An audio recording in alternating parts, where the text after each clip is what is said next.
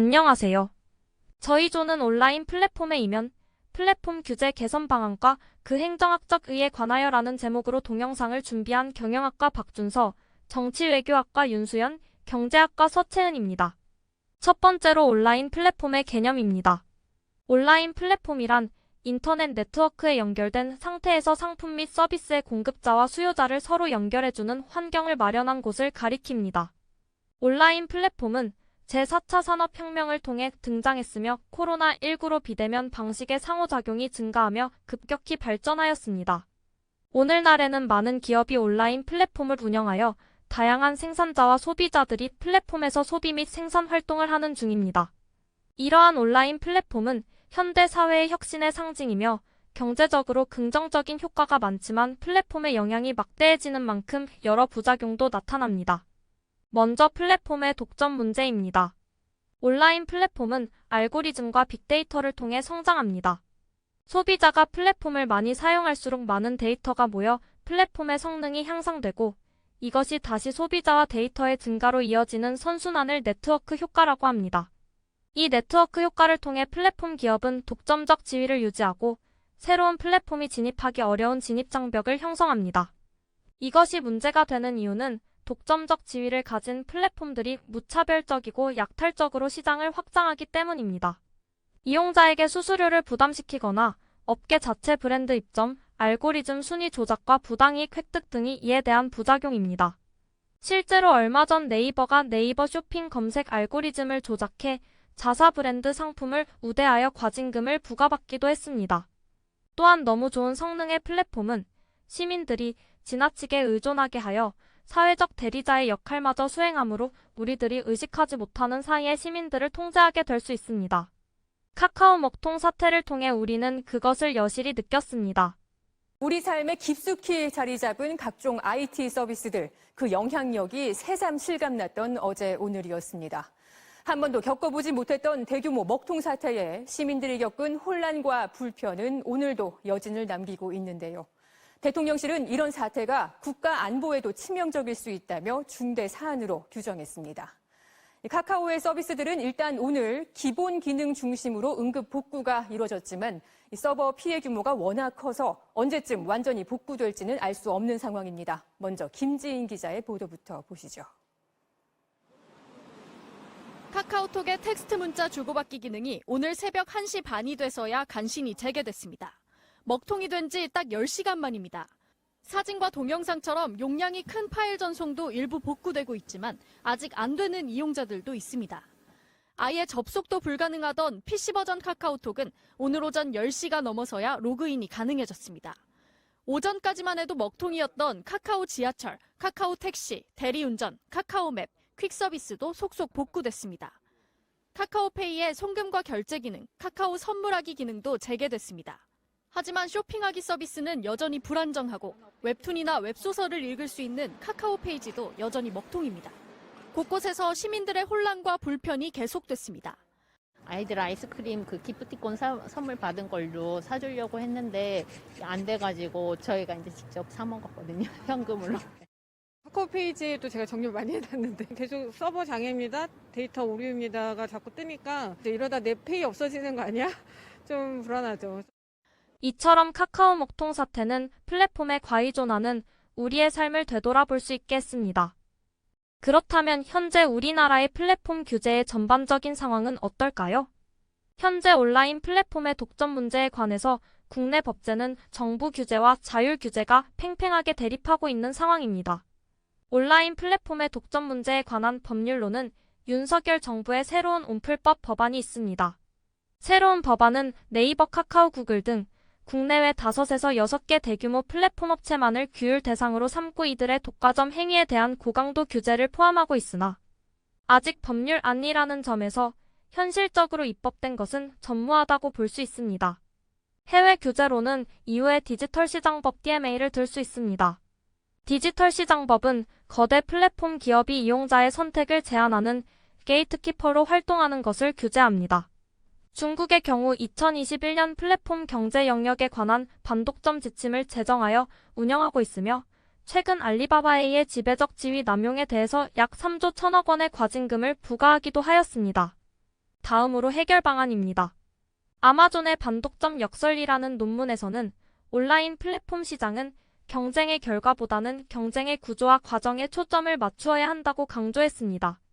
이러한 점을 고려할 때 국가가 사후적인 교정 프로그램으로 결과에 대해 책임을 지기보다는 경쟁의 구조, 과정, 공동선지향적 경쟁과 의무 등을 고려하여 규제 프레임을 사전에 설계하는 방안이 타당하다고 생각합니다.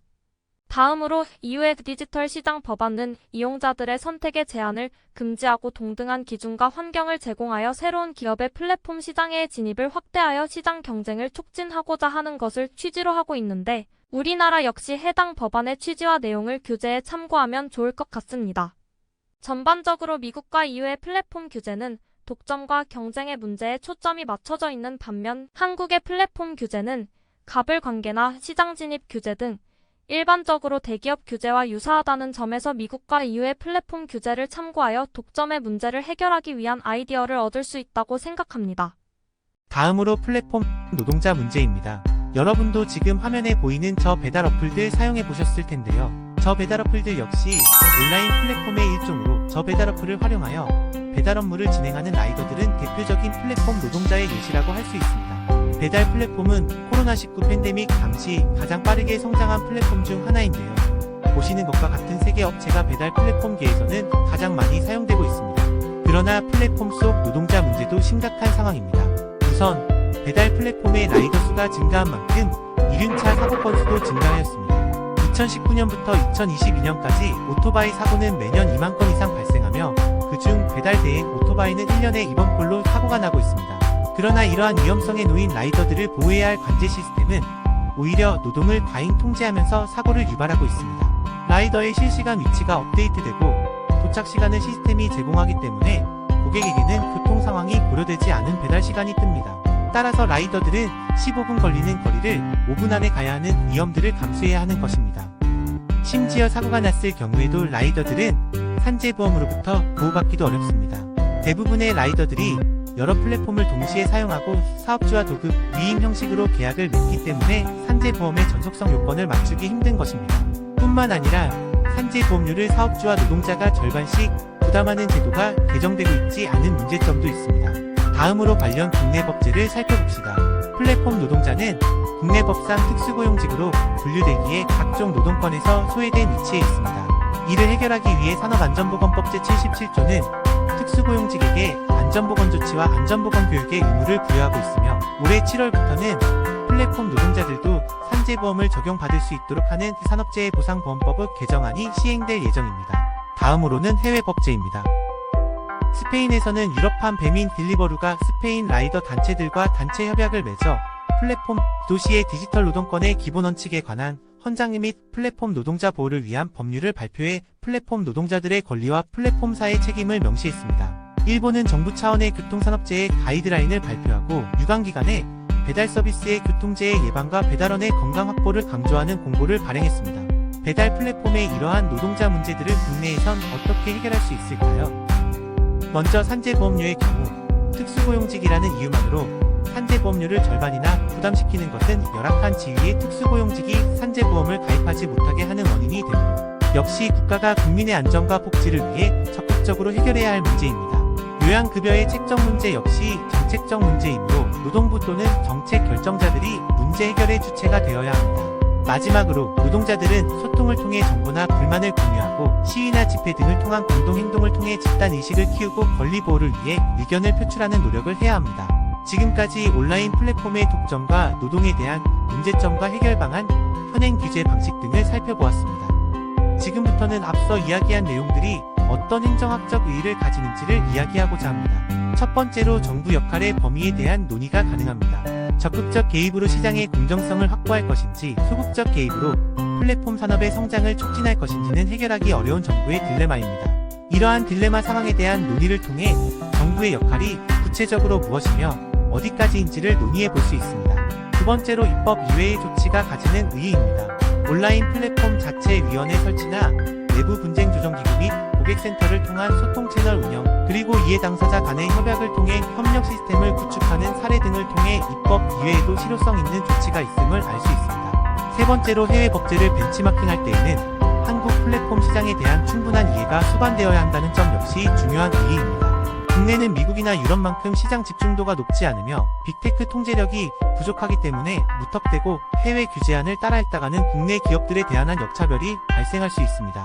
따라서 강력한 플랫폼 규제를 도입하기 이전에 다양한 경제사회 주체가 포함된 구체적인 논의 과정이 우선되어야 합니다. 우리가 일상생활에서 너무나도 흔하게 사용하는 포털 사이트와 배달 어플에 이렇게나 많은 논의가 진행되고 있다는 점 놀랍지 않으신가요? 코로나19 팬데믹 이후 비대면 방식의 상호작용이 보편화되어가는 오늘날 온라인 플랫폼 문제의 중요도는 점점 더 커질 것으로 예상됩니다. 저희의 발표가 여러분들께 온라인 플랫폼의 문제에 관한 여러 논의와 정부 시장 간 균형에 대한 의미 있는 시사점을 드릴 수 있었기를 바랍니다. 감사합니다.